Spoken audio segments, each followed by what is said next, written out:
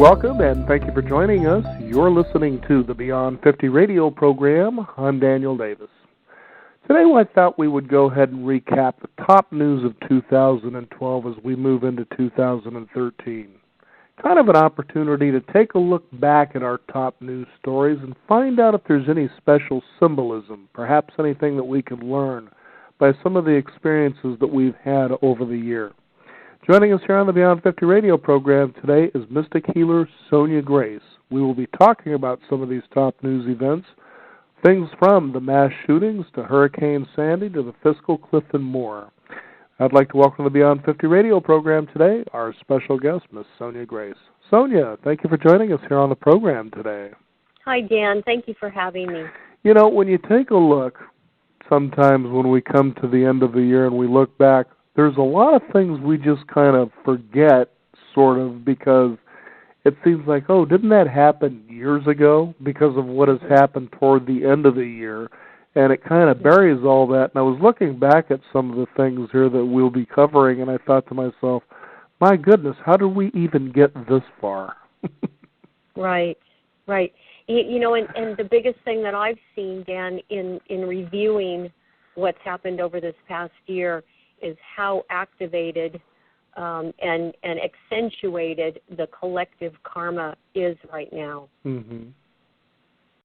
I want to really talk about that as we go through each piece that you bring up, because I think that's the real important factor here in moving into this fifth dimension, as we have done so, that the collective karma is more of what we need to be paying attention to. We had all these, centuries of lifetimes to work on our individual karma, and now we're moving into a time where we need to be focused on the collective.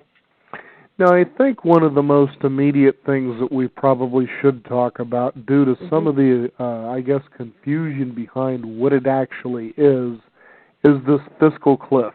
Everything seems to be scrambling last minute. There's a real stall in Congress, but a lot of frustration, obviously, from the American citizens about what's really going on here. And it's sort of, one of those situations where you can see where some people stand to really have a hard time depending on what actually happens. But the fact is, you have a body of Congress that has this convenience to sort of sit around and push this thing as far as they want to, while in the meantime people aren't really having too good of a time. Right. Well, and to me it's again a really good display of the duality, and that we have two sides opposing each other. We have, the good and the bad. We have the right and the wrong.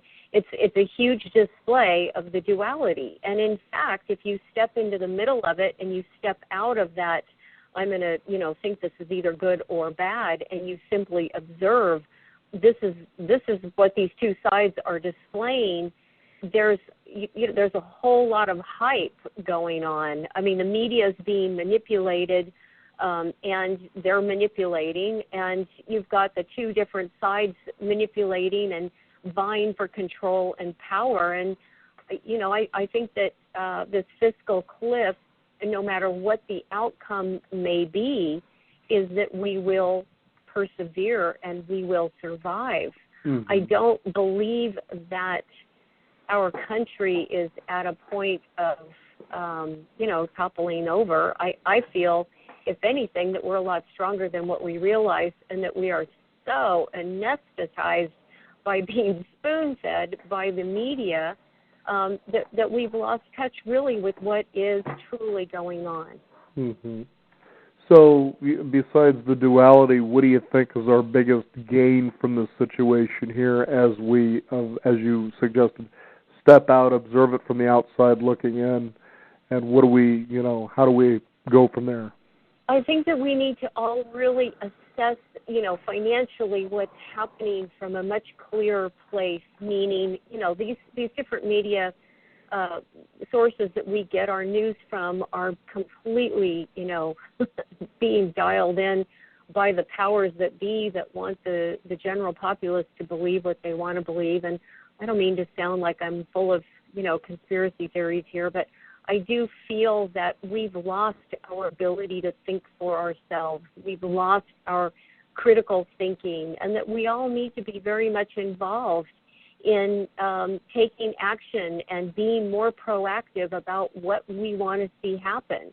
Mm-hmm. And yes, this could mean if we go over this fiscal cliff, I mean, that's the part that I think is the most interesting. You know, I want to look at Congress and everyone that's involved and say, okay, do we have wraps? You know, how are we going over this cliff? What's it look like? To me, it's a big threat. It's a big, you know, it's a bullying effect, and we've actually dropped into that whole patterning of bullying this past year really intensely. There's been so many things in the media about kids being bullied and bullying, and here it is in our own government. You know, there's a bullying effect. Well, and there you go, and that brings me to what I think is kind of an interesting thing to reflect on, too, is earlier in the year we had this movie, The Hunger Games, you know, yes, which was this big hit where, you know, kids obviously are involved in a lottery that get involved in basically the most dangerous game is what it comes down to. Mm-hmm. Now, what was fascinating to me is that I was out at a mall, and this movie, it was during the daytime, and this movie, I guess the day or so after the premiere, and my wife wanted to go see this. Personally, I had no desire to see this movie. It was just, you know, how I felt about this, but she said, no, let's go. And so here was this long line of people waiting to go into this movie. And coming out of it, I felt the same way, probably even worse than I did about going into it. Like, I don't understand why this became, you know, the book is one thing, but now it's a blockbuster movie about what seemingly is a celebration of let's throw our youth in there and let them figure it out, and in the end, give them, you know, the ability to eat or whatever the case was. And I think, but really, that's no different from what our military does across the world, for the most part, when you think about it. You know, get in there, fight for us, gain your citizenship. We hope you don't blow any limbs off or lose your life. But the fact is that's really what goes on. What can we glean from having such a mass, to me, what seemed like a ridiculous celebration of really a novel that was what it was? Again, I'm gonna go through this in a different way, but mm-hmm. Since we were coming through the end of the fourth world and the fourth dimension, everybody's stuff was up, and as a collective consciousness, you know, all of our collective karma is up, and that is people have hundreds of lifetimes where they've died as youth in a war, in a combative situation. We still have youth that are going through this in Africa. You know, there's all over the world. This is still going on. It's just in a different time period. It looks a little bit different. Maybe the clothing is different. But we have this huge wave of, you know, violent history that we've all lived through, lifetime after lifetime. And people who really connect with that, because that's the part of their karma that's not healed. That's the part of us that has not done the healing. So it gets really, you know, like it gets pedestalized, like, wow, this is such a great movie, because that's the part everybody's really needing to heal within themselves. Oh, okay. Mm-hmm. Yeah, and I don't know why this, you know, of course, goes back quite a ways, but it was the same thing in the movies with this Passion of the Christ. Yes. And what fascinated me the most about that is that I came across a documentary, and it was one that really was kind of questioning, did Jesus really ever live? And during the course of this documentary, was the fact that they said, overwhelmingly around the world, mm-hmm. that movie was the way most Christians loved remembering Jesus. Mm-hmm. And I thought, are these people out of their minds? Right. Because really, in the big picture of it all, Dan, you know, nobody wants to feel bad. Nobody wants to look at anything negative or anything that's painful or harsh. Right. And everybody wants to live in basically the bubble of happiness that they can create. I'm not saying there's anything wrong with that. I certainly enjoy feeling good and being happy myself. But again, it's this whole understanding that humanity has and has not dropped into about what the duality really is. When we've got a whole lot of this over here, we go out of balance, and we need to bring this whole lot of the other side back up to create balance. That's what the world, the universe is founded upon, is balance. And so if we're all like, really going out on a limb saying, no, it has to be this way, what's the opposite of that? Because it's going to be out of balance. There has to be balance in this world, and I feel that, our ideals of what we want to believe in, they're lovely, but there's the balance of each situation. And it leads me to think about back to the Hunger Games again. Was this a movie, for instance, like you just said, where we can voyeuristically say, I wouldn't mind seeing my teenage kids suffer. I don't know. Yeah. Because when you really look at this, when you look at horror films, I brought this up with Marianne Williamson a few years back. I said, don't you find it interesting in horror movies that it's always, the late teens, teenagers, or the early 20-somethings that find themselves in these situations where we get to voyeuristically in very cruel ways kill them off. Right. But Dan, if you look at history too, kids, even 100 years ago were having babies at 16 and 17, and nobody even thought a thing about it. And furthermore, it was our kids, and still they do today, that were going off to fight in the Civil War. It was our kids that fought, hundreds of wars. I mean, we are in a time right now where our youth is so much more protected than they've ever been throughout history. It's pretty remarkable. They're actually in history's time span, they've experienced so much more in terms of these things that we're talking about than they do now. Yeah.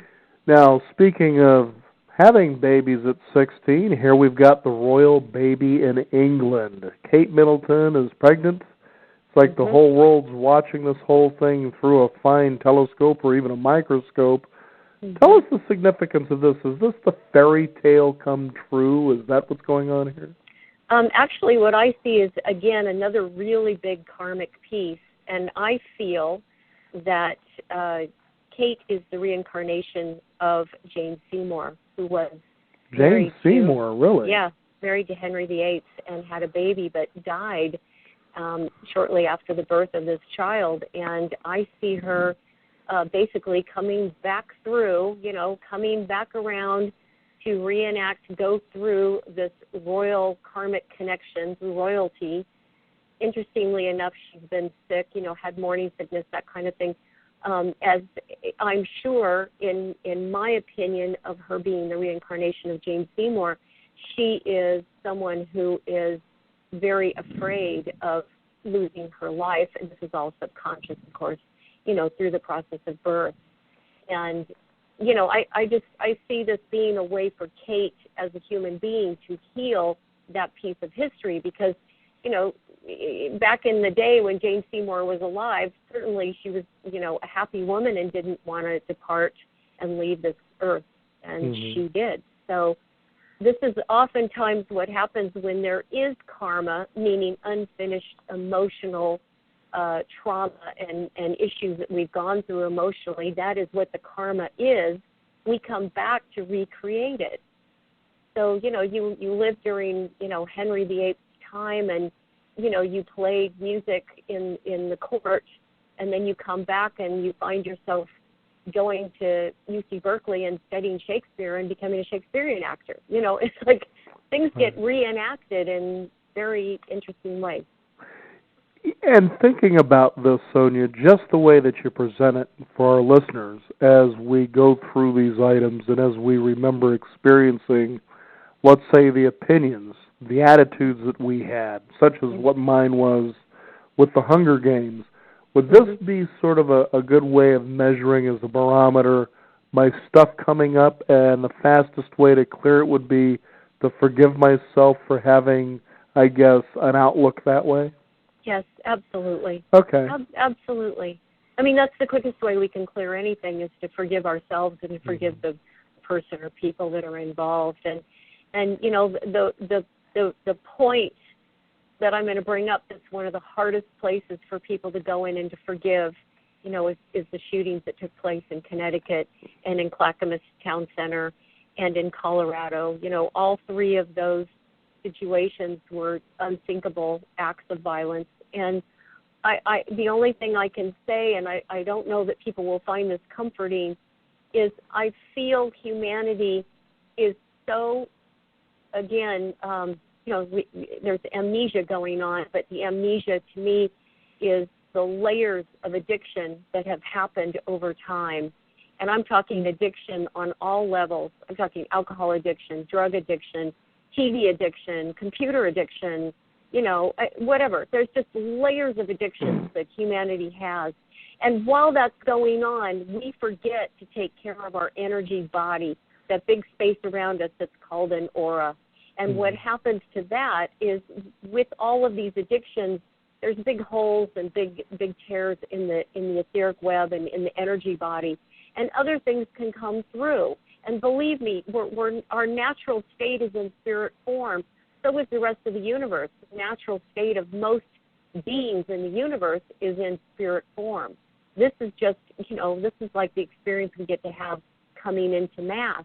But our natural state is spirit form. So other things can come through when we have these big holes in our field.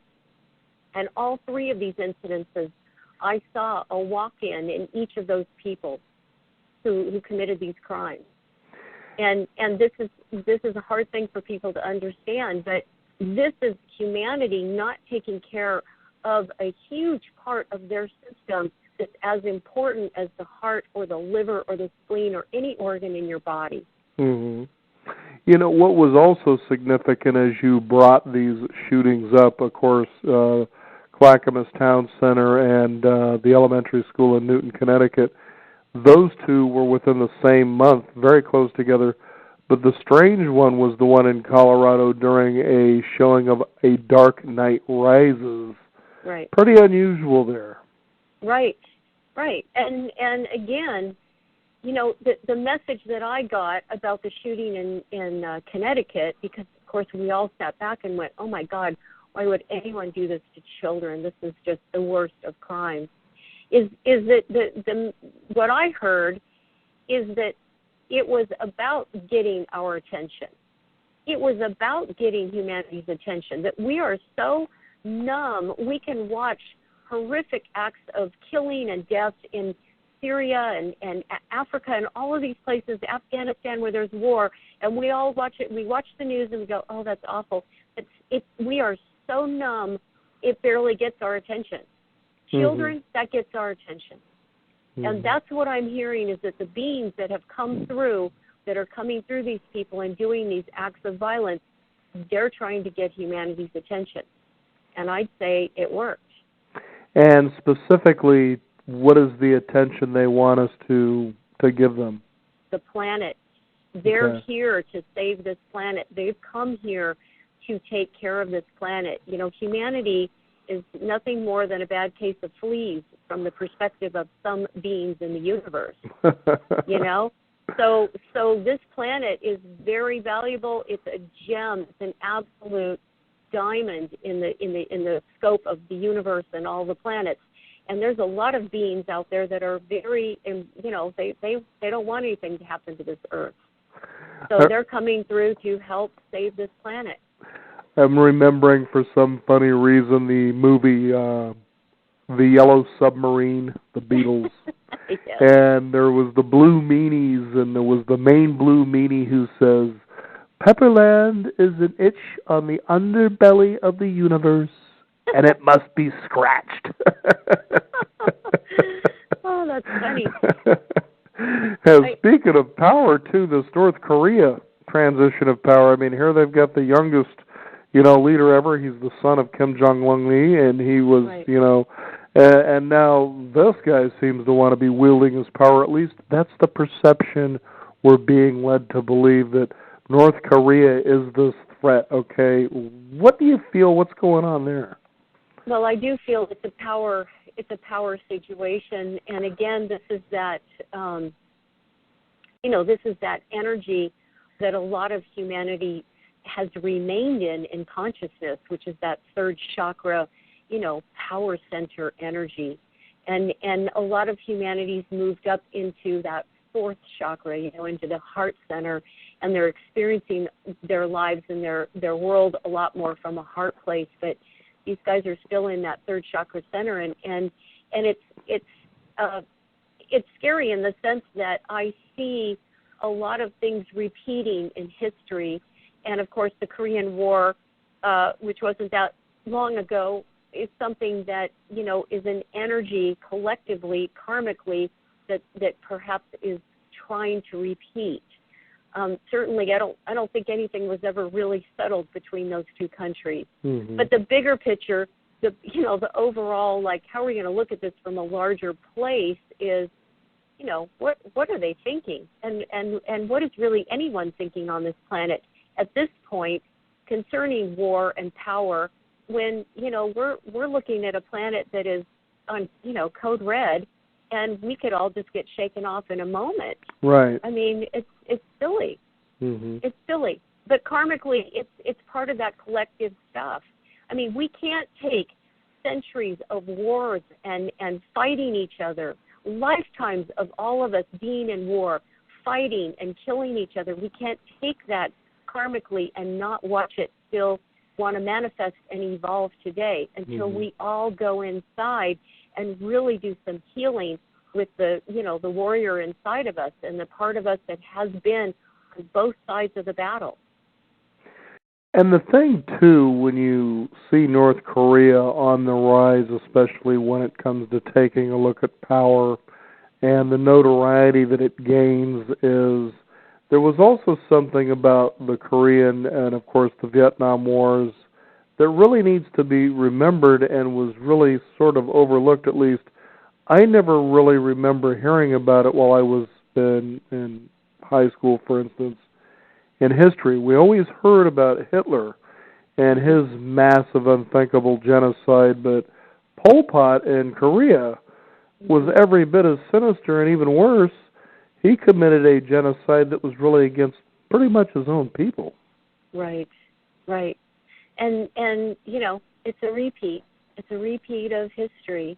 I mean, there's a lot of genocide over the, centuries of humanity's existence. So it's really, to me, Dan, it's about people coming into consciousness and waking up to the fact that we have had multiple lifetimes, that our souls are endless in time and space, that we will always be and we will always exist. But this experience, this unique experience that we are having in physical form is but a blink in the eye, and we only have the opportunity to take care of this beautiful planet that we got to incarnate on.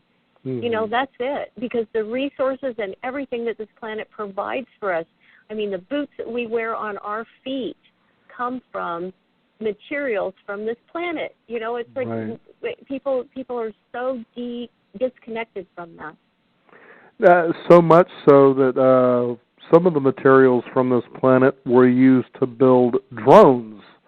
Now, There's a real hot spot for a lot of people. Hey, forget about actually sending our people in harm's way since we're, this rich, affluent nation. We'll just go ahead and send over drones and be really removed from what's going on, in countries around the world. Yeah, and we are, we're moving into the robotic era, and it's going to change so much in how we experience things.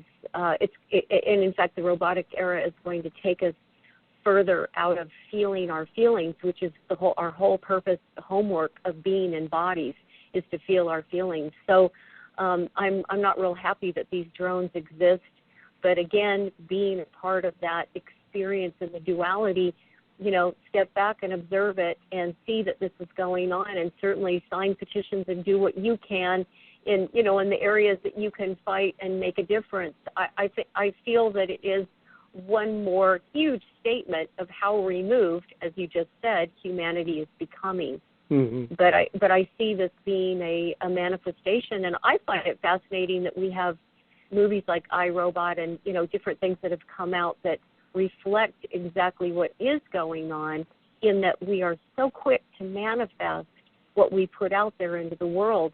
And, you know, film is a very powerful tool, very powerful. Mm-hmm. Television, I mean, people are manifesting like crazy because they're visually watching it in front of them. Oh, no kidding. Mm-hmm. You know, and then you take a look at, okay, here was also the year of the anonymous with hacktivists. And you think about these people who have these abilities to do the magnificent genius that they can with computers. You know, what's to stop them from being able to hack in, take use of a drone, and maybe go after, you know, Congress at a time when they're about ready to decide whether or not we go over this fiscal cliff or not? Right. And a lot of what's been brought to everyone's attention through this whole wave of hacking is the desire, the cry in humanity to know the truth.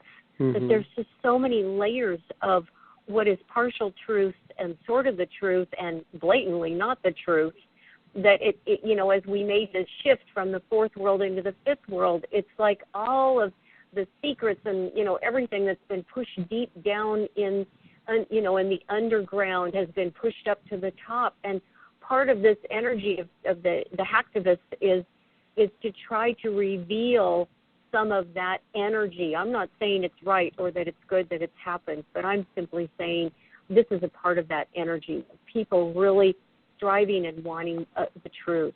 Mm-hmm.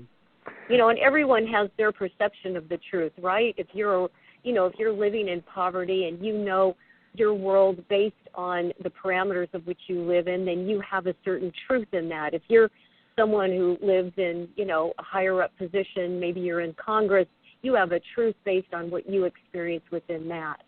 And we've got all these different levels of truth trying to come up and create a balanced place. Mm-hmm. Here's one for our listeners out there if they can find this. It's known as, it's a BBC-produced documentary. I think it was in 4 or 5 parts, called The Century of the Self. And this goes back to the beginning and the creation of propaganda by Edward Bernays, who was the nephew, of course, of Dr. Sigmund Freud. And Dr. Sigmund Freud, of course, was positing the theory about how man basically acted out subconsciously through his animal instincts and urges, you know, his animalistic side. Mm-hmm. And as civilized as, of course, we like to believe we truly are, there's a lot of truth to that. We just put a lot of rationality into irrational actions. You know, it's irrational, for instance, when you take a look at something like the use of drones to go and basically shoot down or blow the hell out of other countries and be removed from that, you know.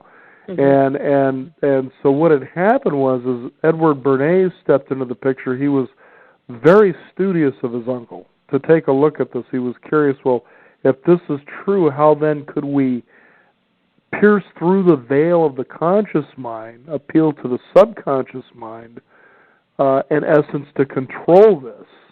Because he felt that if humanity was basically left to its own devices, it would continually act out on these things, therefore kind of destroying themselves. Mm-hmm. You take a look at what we're talking about here, and, you know, maybe there's some truth to this. And so this was a way of manipulating people to keep them from doing this.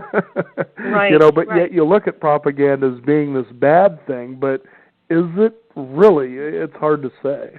Well, Dan, it goes back to what I was saying earlier, in that I feel humanity as a whole is really, it's layers of addictions that people are not dealing with and or are aware of, but they don't want to deal with.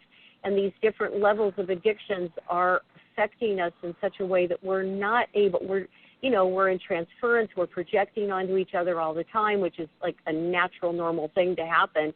But there's such a disconnect, even more so when you've got these addictions going on, that you can't see beyond, you can't see beyond it. And now you've got a whole generation of kids that are addicted to computers and, video games and gaming. And, like in South Korea, they've got recovery centers for kids that have been, in this for so long. And I just feel like this is that part of what you're talking about where we desensitize, we disconnect.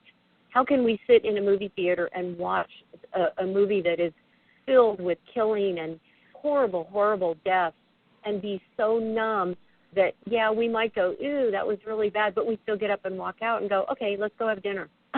Well, not to mention you're sitting there eating popcorn in the first place. Yeah, exactly. Exactly. So, my if I were to leave our listeners with some words of hope and what to look for in the future is, step out of the mainstream of how people basically are being told to think and how we're asked to view things through the media, and think for yourself and have your critical thinking, that is examining things from a place of what do you feel, and I would say that's my number one statement for 2013 is what do you feel? Mm-hmm. Yeah. Now, as we wrap up the year of 2012, two significant events almost seemed to, and to me, it was just a curiosity, merged together to almost create a unique outcome. And that is we had the presidential election and Hurricane Sandy. And I couldn't help but think, gee whiz, it's just a shot in the dark.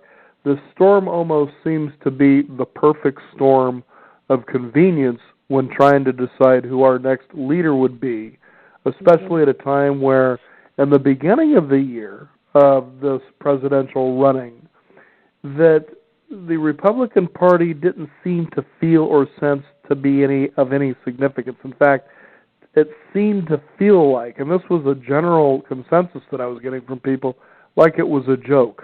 They couldn't figure out who they wanted when they finally got somebody in. So what? And it really didn't pick up any momentum until a couple of months tops before the November election. Hence, then Hurricane Sandy occurs. Boy, there's a place that was, almost as convenient as George W. Bush and 9/11. Yeah. It was very powerful that happened. The way that I see this election and, speaking for both sides of the fence, because I don't want to offend anyone on either side, but I see... Offend them, we need to clear our karma. You remember you said that? I see the duality on both sides. Right, of course. I see Obama in some people's eyes as being the goodness that this country needs, and I see Mitt Romney having been the goodness that other people believe this country needed. I see within the duality the good and bad of, how some people on the Republican side really pitted Obama as a bad man, and, people on the Democratic side pitted Romney as a bad man, and, so it was going on, the duality within the duality, and the fact that the earth spoke, hello, I mean, Hurricane Sandy came in and really provided this opportunity for our current president, Obama, to basically step up and be what I perceive as the human being that he is, and get on the job and take care of these people. And I think that spoke louder than anything anyone could have done. That was louder than any advertisement you could have run about, who these candidates are. It's not that it didn't give Mitt Romney the opportunity to also step up and be seen. And I feel that, that this is again the earth, because we are mere mortals living here on this magnificently huge planet who has an incredible spirit in it, the goddess, the earth goddess. I mean, we forget. We start thinking that our country or our lives or our community or our whoever is so powerful and so important, and yet the earth had the last say. Hurricane Sandy, bam, came up, and this is the outcome. So I feel very much that the earth pretty much decided how this was going to go. And I don't mean to sound corny to anybody out there, but I do feel that certain things are divine intervention, and boy, that hurricane was divine intervention. And, the other thing, too, Sonia, to consider about Hurricane Sandy is it'll also give us a reminder of Hurricane Katrina. It wasn't so much the devastation that it came in and gave, but it was the response that had happened toward our own citizens, toward helping clean all this stuff up and what that would do for these people. I mean, there are a lot of things that are overlooked. For instance, there were these projects that people had lived in that were government sponsored. Before Hurricane Katrina, these people that were low-income projects they lived in, pretty well maintained.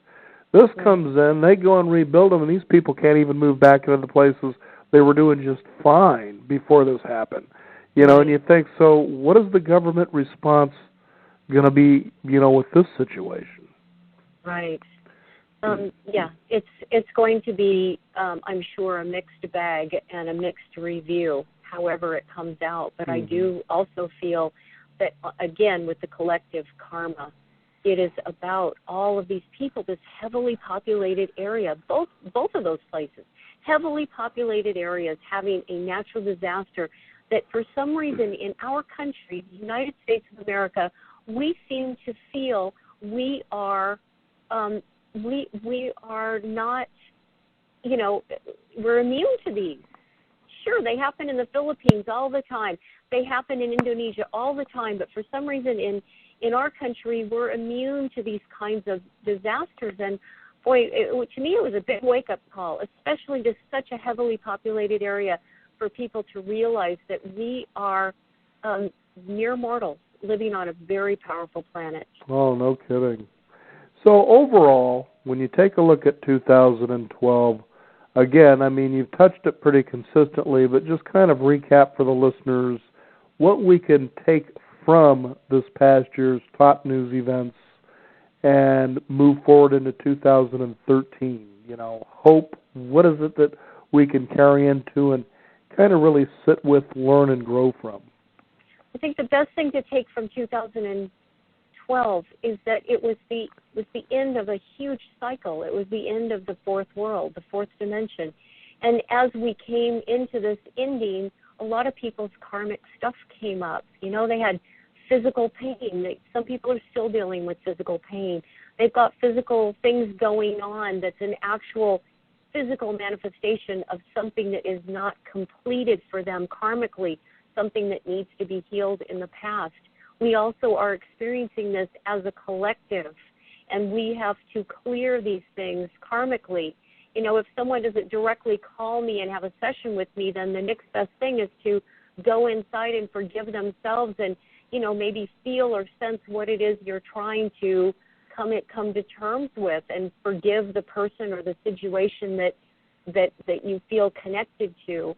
I think there's a tremendous amount of forgiveness that's needed for many of the events that have happened over 2012, and for that matter, for the last 10,000 years. Oh yes. I think we really need to clear the karmic board so that we can move forward now into the fifth dimension and have a greater focus, which needs to be, and I hope and pray in my heart, is for the earth.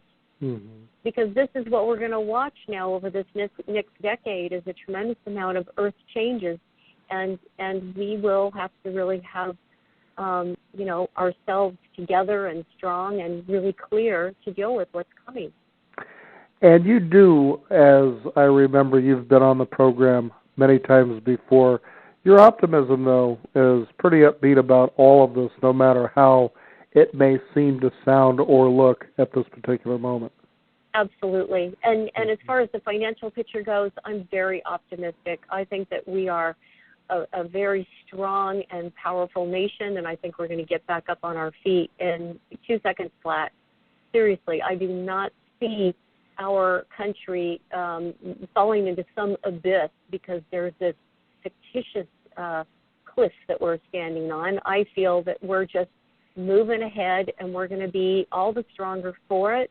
And I feel that people need to really trust themselves and trust their own thinking, and to have some critical thinking about what they're hearing when they listen to the news. And consider the source of where that news is coming from and why it's being bent in that particular way. And most of all, for heaven's sakes, forgive yourself and forgive others for we know not what we do sometimes. That's true. Especially when it comes to the ending of the Mayan calendar, all the hype that went behind that. I remember it was just about 2 weeks ago, I had Don Miguel Ruiz, best-selling author of The Four Agreements, very well respected around the world for the Toltec wisdom.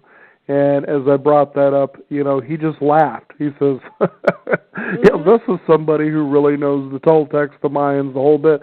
And, I think he found it as funny as the way that America celebrates Cinco de Mayo, because that's not really that big of a deal holiday in Mexico. Right. I know I had someone ask me at my end of the Mayan calendar winter solstice ceremony the day after they didn't come to it, and they said, well, how was your event about the end of the world? And I said, that was the whole point of the event, was the world's not ending. We are moving forward, and this was simply marking a time period that the Mayans were tuned in enough to the earth to understand this was the end of this fourth world, and we would be moving into the fifth world. Mm-hmm. And that's the piece that I really want to give to the listeners today, is that the more that we connect with the earth, the more that we spend time on the ground, hands on the ground, walking, connecting with the planet, the more we reconnect with all of those energies that help us to intuitively understand the rhythm of this planet and what's going on. And this is where I see, people have gotten very far away from this, and I encourage everyone to get back to it. So most importantly for our listeners to understand, too, is that even though this has seemed to be such a huge message about duality, that we're really all interconnected. There's nothing separate about us. Well, yes, we are all very much connected. We have our individuality of what gift or what purpose we each bring to the earth and to each other, but we are all connected as particles of God. I mean, we're all connected. It doesn't matter who you are. Everyone is a part of that divine, and we are all here to express that divine through our own individuality, to your special gifts, like you have, Dan, giving interviews on Beyond 50. That's your gift. And it keeps on giving. Keeps on giving. Sonia, thank you so much. And we're grateful for that. Thank you so much for being on the program. Again, it's very upbeat and optimistic. It always seems grim, in the moment. But I guess also, too, as we reflect on a lot of these events and our attitudes and feelings that seem to crop up about this whole thing, that, this also, too, is a way for us to act proactively that, if you didn't like what was going on in particular instances, what could you do to make a situation like that better? What could you do? And it is amazing how we've sometimes come to a point, well, somebody else is going to go in there and take care of that. I'll just sit here and have my opinion. And it's just amazing how a simple act, just stepping in that direction, whether it is, say, a prayer of forgiveness, or going to, let's say, the Hurricane Sandy site, what could I do to help improve those lives? Just there's so much, there's the fact that we sit around sometimes and feel so helpless, because we view it in the media and it comes at us and it seems overwhelming. If you took action, you'd realize the problem isn't as large as you think that it is. Well, and there's groups out there that are actually doing the hard work. There's groups out there that are fine-oiled, lean, mean machines to go out there and handle some of these issues that we're talking about. And I did exactly that. I went, okay, am I going to sit here and complain about what's not being fixed with the earth, or am I going to get, am I going to roll my sleeves up and get involved? And I looked at the groups of who's doing the work, and I joined Greenpeace. I said, yeah, okay, that's the group. I want to help in this way. Because I'm busy doing readings all day long. I can't go out there and actually, do some of the hard work that they're doing on site. I ended up joining a group that then I felt at least I could contribute to and be a part of. But as far as just everybody on a daily basis, you can go outside and give your prayers to the earth and talk to her, because she's going to hear you. And, as silly or as funny as that might sound to some people, it's a fact. She will hear you, and she will take those prayers in like we take in water to our bodies. That's how important it is, and that's how much those prayers make a difference to this planet. I'm reminded of the late, great Og Mandino in his book, The Choice, and he simply said, "In every adversity shall I always seek the seed of success." Mm-hmm. And isn't that the truth? It is. It is, and one of the greatest things that we can all have in our hearts as we march into 2013 is hope. Hope is an amazing thing, and it's something that fuels human soul and gets us all moving in the right direction because we will persevere. We will. And it certainly worked for Andy Dufresne in the Shawshank Redemption. Sonia, thank you so much for joining us here on the Beyond 50 radio program. Tell listeners about a website they can go to and find out more about your work, so maybe they can perhaps through you do some of this karmic clearing so they can take the next obvious step in their evolution. Sure. My website is Sonja, SONJA, Grace, GRACE.com. And I've got a really fantastic workshop coming up for this next year called The Future You. The first one's in Portland, January 12th, Saturday. It's from 10 to 5. And I'd love to see everybody come to that because it's a lot of this work that we're talking about. Thanks for having me, Dan. Thank you again. It was a pleasure to have you. SonjaGrace.com is where you can find out how you can get that clearing to happen and get out there and make a difference in the world with your special gifts. Thank you again, Sonja. Thank you. We want to thank you, the listeners out there. Again, it's about personal responsibility. Step into it. You'll be surprised at what you're able to do. As we've always said here on the radio program, if you were to live to your fullest potential, you would simply astound yourselves. One of those potential actions you can take is visit us here, beyond50radio.com. That is the number 50. And sign up for our free weekly updates. Find out more about that. We want to thank you for tuning in. This is the Beyond 50 radio program. I'm Daniel Davis, and remember, live your day past halfway.